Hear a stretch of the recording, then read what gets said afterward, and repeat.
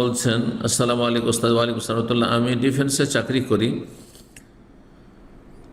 Border guard Bangladesh বয়সে। প্রশ্নটা হচ্ছে, আমি কোনো দিবস পালন করি না, কিন্তু আমাদের এখানে দিবস উপলক্ষে ভালো মানের খানা খাওয়ানো হয়, এটা খাওয়া কি জায়েজ হবে? খাবারটি কোনো হারাম নয়, আল্লাহ ছাড়া অন্যের জন্য উৎসর্গ করা হয়নি, কিন্তু এসব বেদাতগুলি করা হয়ে থাকে আর সেই সময়গুলিতে খাওয়ানো হয়। এই খাবারে অংশ নিলে কোনো দোষ নেই, তবে যদি সেটি আপনি বর্জন করতে পারেন যে আমি এসবে শরীক হব না, তাহলে ঠিক আছে, কিন্তু খাবার আপনাকে দিয়ে দিলে ফেলে দেবে, নষ্ট করা জায়েজ নয়।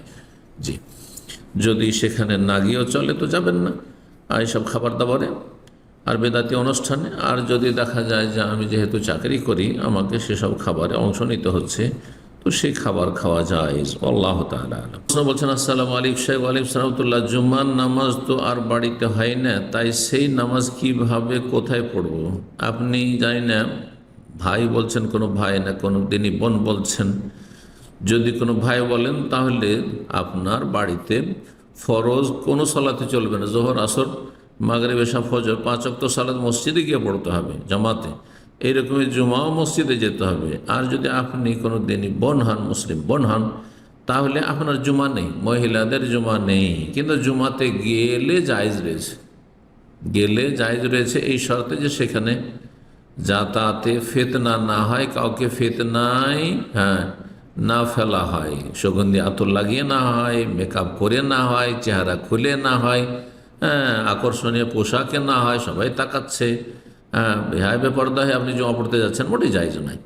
কিন্তু যদি সুন্দর পর্দার সাথে কেউ জমা পড়তে যায়, যে সেখানে দিনের কথা শুনবে উদ্দেশ্যে, তো জায়েজ, উত্তম নয়। মহিলাদের জুমায় যাওয়া উত্তম নয়।